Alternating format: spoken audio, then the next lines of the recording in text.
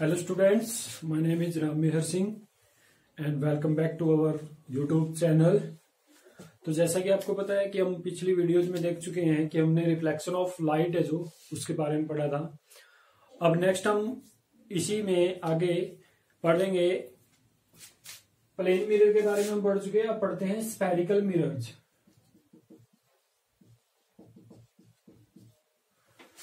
Spherical mirrors क्या होते हैं देखिए। Spherical mirrors are those mirrors which can converge or diverge number of rays of light। ठीक है, तो ये क्या कर सकते हैं, कन्वर्ज भी कर सकते हैं या डाइवर्ज भी कर सकते हैं। तो उसको हम क्या बोलते हैं, स्फेरिकल मिरर्स बोलते हैं। These are mirrors which can converge or diverge the rays of lights.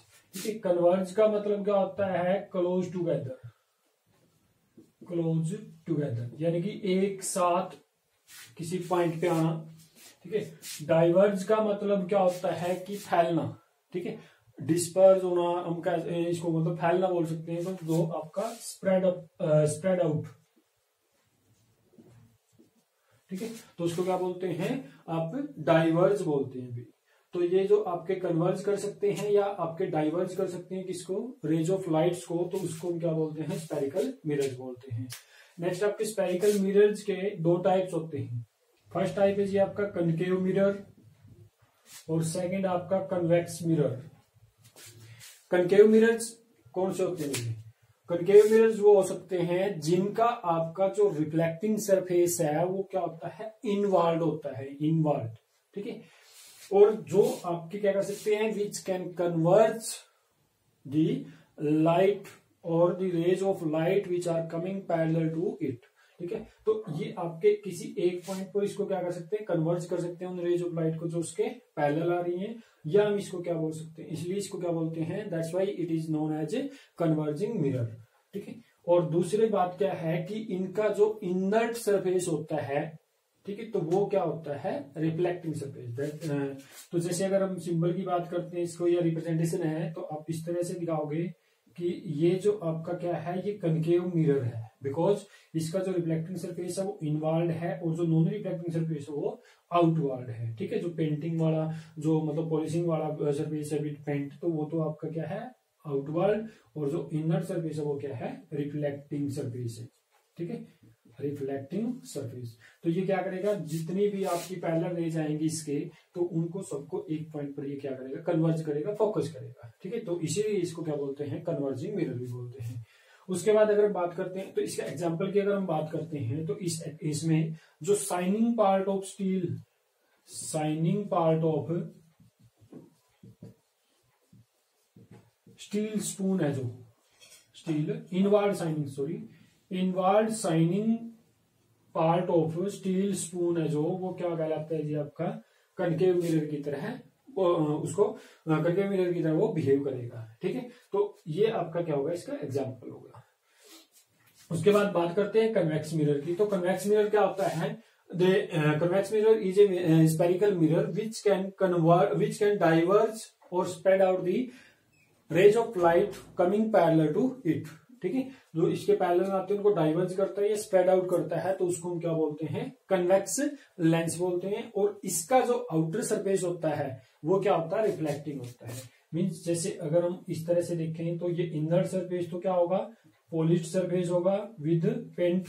ठीक है, और जो आपका इसका आउटर सरफेस है, ठीक है, जो कर्व्ड सरफेस है ये आउटर, तो ये क्या होता है जी, आपका इसका रिफ्लेक्टिंग सरफेस होता है। ठीक है, तो ये रिफ्लेक्टिंग सरफेस इसका है। तो उसके बाद हमने पढ़ा था कि ये जो एक स्पून वाला जो एग्जांपल था हमारा, वो क्या था, स्फेरिकल मिरर्स के बारे में हमें बताता है। ठीक है, तो जैसे अगर हमारे पास क्या है कि कोई इस तरह से कोई स्पून है, ठीक है, तो इसका अंदर वाला जो भाग होगा वो तो क्या होगा, कनकेव मिरर, और जो बाहर वाला भाग होगा वो क्या होगा, कन्वेक्स मिरर होगा। ठीक है, तो इन सब के बारे में हमने अभी पढ़ा कि ये कन्वेक्स और कनकेव मिरर्स कैसे होते हैं। ठीक है, उसके बाद अगर हम बात करते हैं इसके आगे, ये तो क्या थे जी, आपके टाइप्स थे। ठीक है। तो जिसका आपका ब्लड आउट होता है, आप बोल सकते हैं इसको कि जो आउटर सरफेस होता है जो इसका, ठीक है, जो रिफ्लेक्टिंग सरफेस होता है।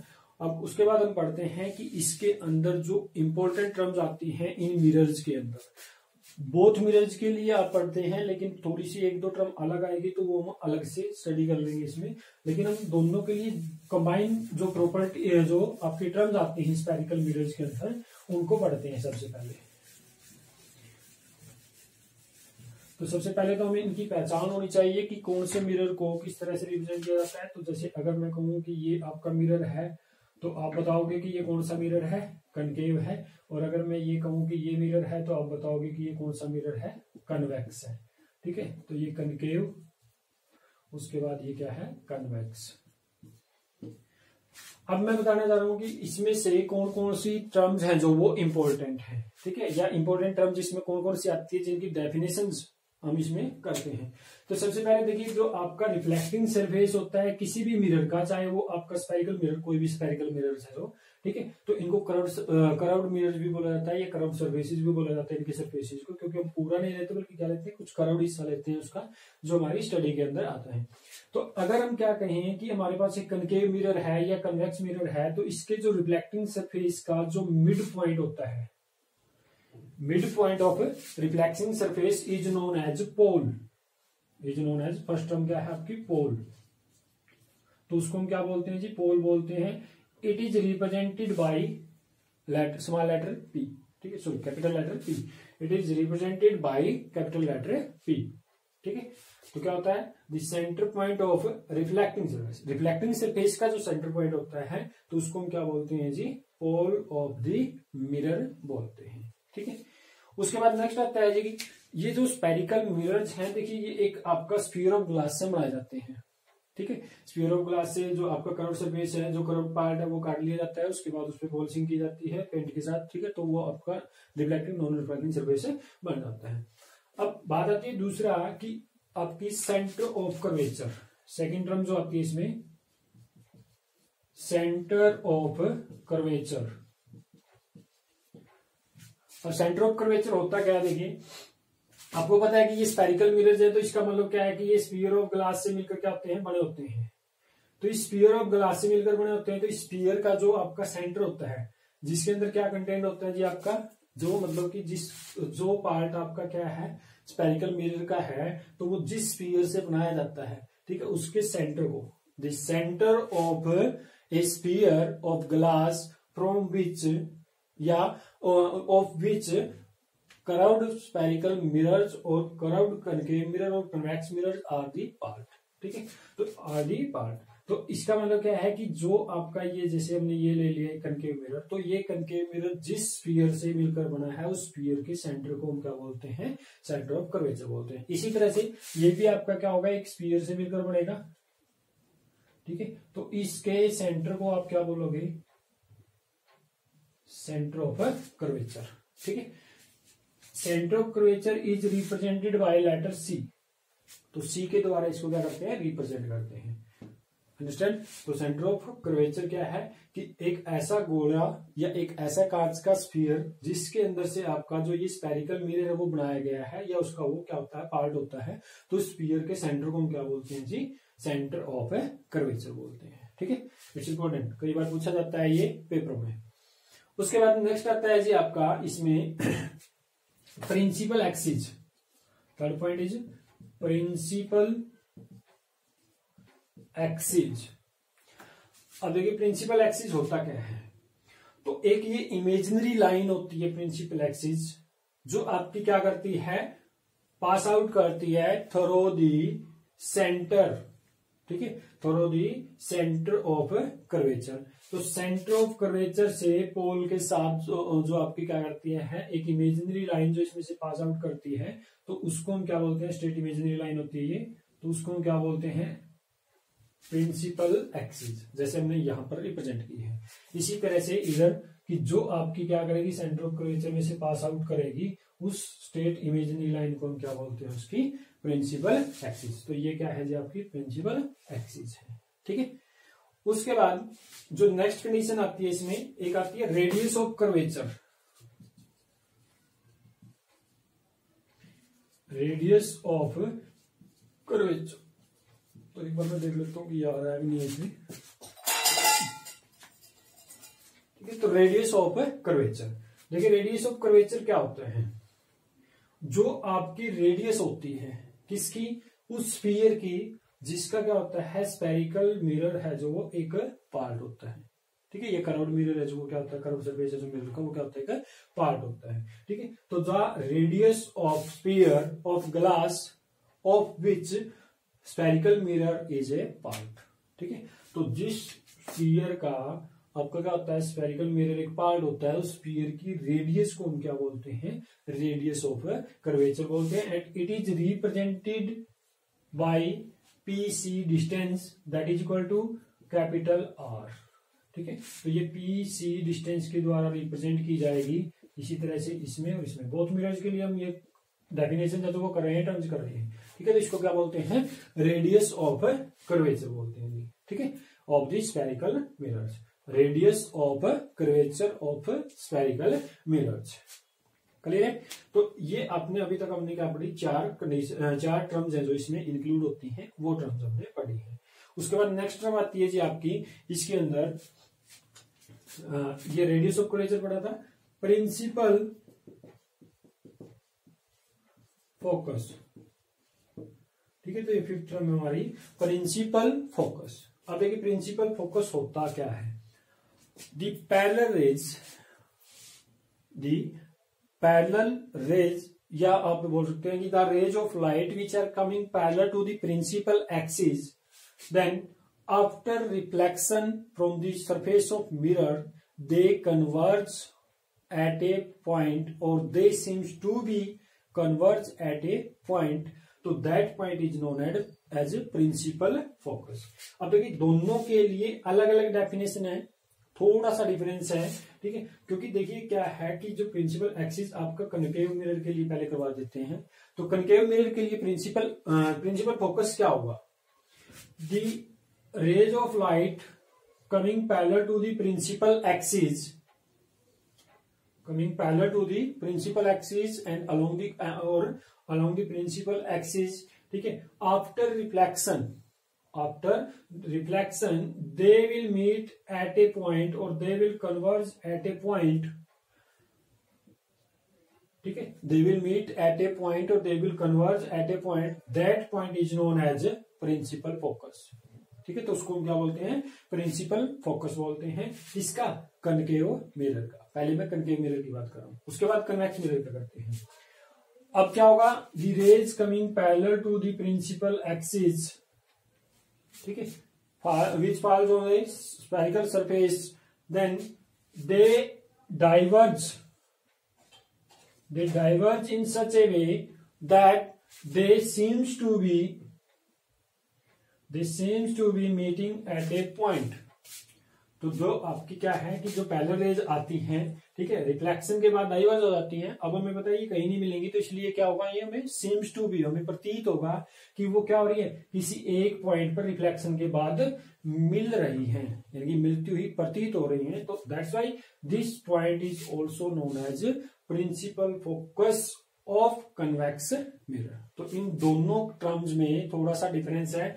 इसमें आपका क्या होगा, वाकई में ये मिलेंगी, हमें मिलती हुई, ये मतलब कि आपकी क्या करती है, रियलिटी में ये क्या करती है, मिलती हैं। ठीक है, more than 2 rays after reflection, और यहां पर आपको मिलती हुई प्रतीत होती है, seems to be meeting at a point. ठीक है, तो ये थोड़ा सा हमने ध्यान रखना है, डेफिनेशन में थोड़ा सा ये दोनों में फर्क है। नेक्स्ट है कि इट इज रिप्रेजेंटेड बाय, दोनों के लिए है ये, ठीक है, बोथ मिरर्स के लिए, it is represented by capital F. ठीक है, it is represented by capital F. तो ये था जी आपका प्रिंसिपल फोकस की टर्म। उसके बाद नेक्स्ट देखिए, नेक्स्ट टर्म जो आती है हमारी 6th, focal length. What is focal length? अब शायद मेरे ख्याल से नाम से ही पता चल गया होगा कि प्रिंसिपल फोकस जो हमने पढ़ा तो उसकी जो लेंथ होती है कहां से, पोल से। ठीक है, तो उसको क्या बोलते हैं, फोकल लेंथ। तो the length between pole and principal focus of the mirror is known as focal length.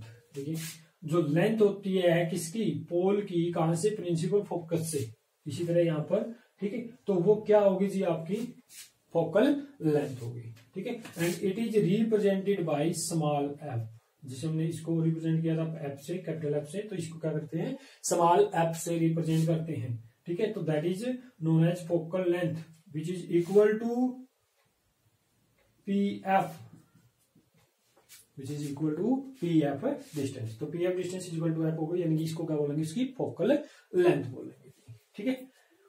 तो ये देखिए आपकी इसमें फोकल लेंथ की डेफिनेशन दोनों मिरर्स के लिए। नेक्स्ट आता है जी अपर्चर। 7th टर्म है जो वो है aperture. What is aperture?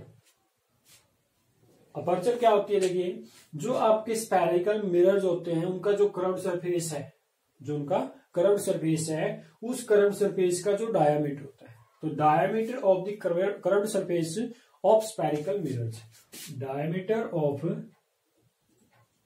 Curved surface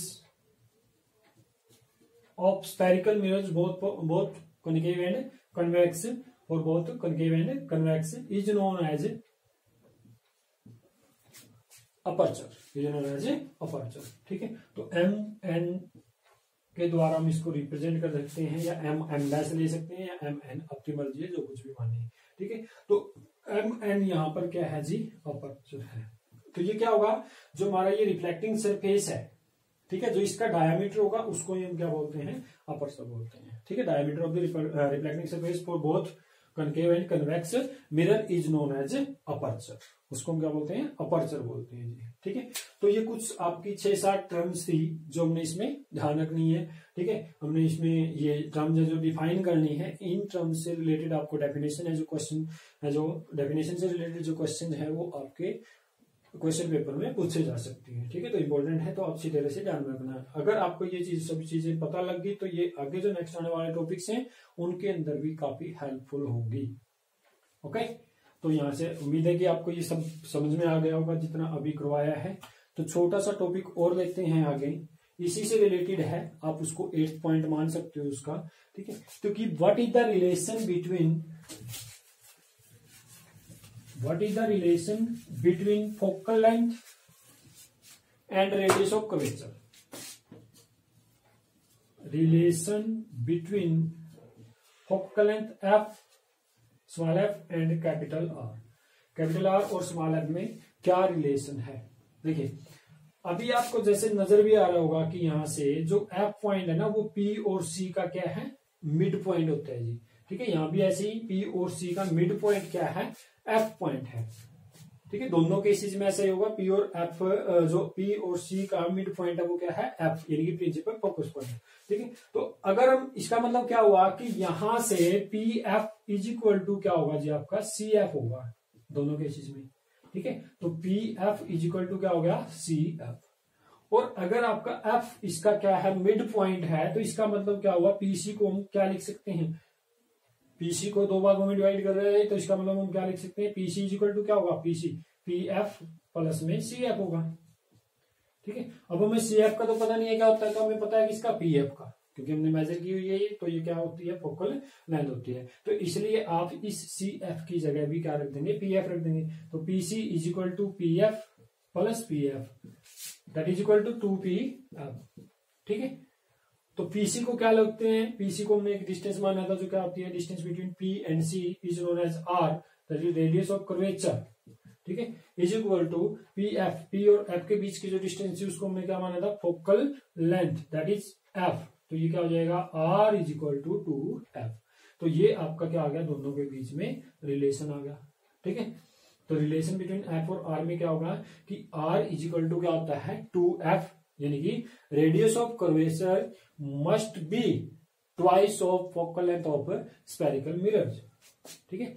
for the spherical mirrors radius of curvature must be twice of focal length of mirrors, और we can say that focal length of a mirror must be half of the radius of curvature, ठीक है, ये भी बोल सकते हैं यहाँ से, तो ये 2 इधर आ जाएगा, r/2 हो जाएगा, ये f इक्वल टू r/2 हो जाएगा। तो इसका मतलब क्या है कि आप दोनों तरह से बोल सकते हो कि रेडियस ऑफ कर्वेचर है जो वो क्या आपकी फोकल लेंथ की डबल होती है, या हम ये कह सकते हैं कि जो फोकल लेंथ होती है वो रेडियस ऑफ कर्वेचर की क्या होती है, हाफ होती है। तो इन दोनों के बीच में ये रिलेशन है।